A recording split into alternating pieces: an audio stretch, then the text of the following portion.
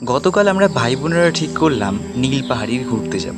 এই নীলপাহাড়ি না, এই নীলপাহাড়। তো সেই মতো সকাল সকাল এক গ্লাস ছাতু খেয়ে আমরা বেরিয়ে পড়লাম নীলপাহাড়ের উদ্দেশ্যে। তবে একটা কথা, পুরুলিয়াতে আসার পরে নিজেকে যেন আবার নতুন করে খুঁজে পেলাম। অজানা অচেনা শহরের ব্যস্ততাকেই আমি যেন আমার জীবনের অংশ করে তুলেছিলাম। কিন্তু এখন বুঝতে পারি কি হারিয়েছিলাম আর কি পেয়েছি। অনেকটা ঠিক আরণ্যকের ছদ্মচরণের মতো। যাই হোক, রাঙামাটির এই দেশে রাঙা কৃষ্ণচূড়া রাধাচূড়া পেরিয়ে আমরা এগিয়ে গেলাম অচেনা গন্তব্যের দিকে। এখন গ্রীষ্মকাল, শরৎ এখনো প্রায় 2 মাস। তবু এখানকার আকাশে, এখানকার বাতাসে যেন খুঁজে পাই শরতের আভাস, শরতের গন্ধ, পুজোর গন্ধ। তুলোর মতো নরম মেঘে ঢাকা আকাশ আর নরম ঘাসে ঢাকা মাঠ দেখে মন বড়ই নস্টালজিক হয়ে ওঠে। মানবাজার সাব ডিভিশনের অন্তর্গত বান্দোয়ান ব্লক থেকে কিছু মিনিটের হাঁটা পথ এই নীলপাহাড়ি। পথের দুধারে জনমানব কমতে কমতে বোঝাই যায় না কখন চলে এসেছি এক নির্জন জঙ্গলে।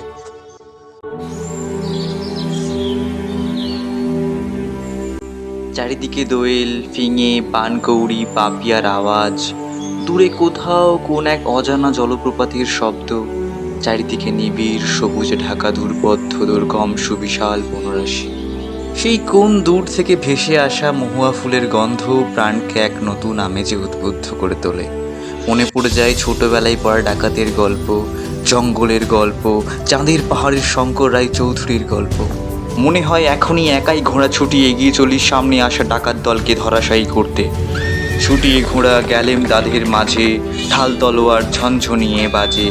কি ভয়ানক লড়াই হলো মাঝে, শুনে তোমার গায়ে দেবে কাঁটা। কত লোক যে পালিয়ে গেল ভয়ে, কত লোকের মাথা পড়ল কাটা।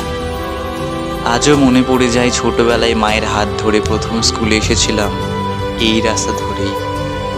জেদ ধরেছিলাম স্কুলে যাব না কিছুতেই।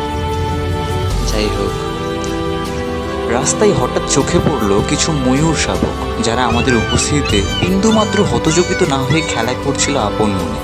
আমরা বেরিয়ে এলাম একটা পাঠশালা। হ্যাঁ, সত্যিই পাঠশালা। যদিও সেখানে রেকর্ড করা সম্ভব হয়নি, তা না হলে সেই ফুটেজও উপস্থাপন করা যেত। তারপরে ক্রমে পৌঁছলাম সেই জায়গায় যা আমাদের গন্তব্য, সেই সুবিশাল নীলপাহাড়। মরুভূমিতে যেমন কেবল বালি আর বালি, সমুদ্রে শুধুই জল, ঠিক তেমনই এখানে কেবলই সবুজে ভরা গাছ, অজস্র গাছ। যেদিকেই তাকায় না কেন কেবলই অনড়, অবিচল, অদ্ভুত এক নিস্তব্ধ, এক সুন্দর অথচ কি অদ্ভুত শান্ত পরিবেশ। যেহেতু বোনের সাথে গিয়েছিলাম, তাই অজস্র ছবি না তুলে বাড়ি ফেরাটা কোনোভাবেই সম্ভব ছিল না। সে যাকে আজকের এই ভ্লগটা একটু আলাদা রকমের, তার কারণ যে কি তা জানি না, সে কথা যাক। আপনার এই মূল্যবান সময়ের জন্য অশেষ ধন্যবাদ। এবার বিদায় নেবার পালা বন্ধুরা, টাটা, বাই বাই। দেখো রে নয়ন মেলে জগতের বাহার।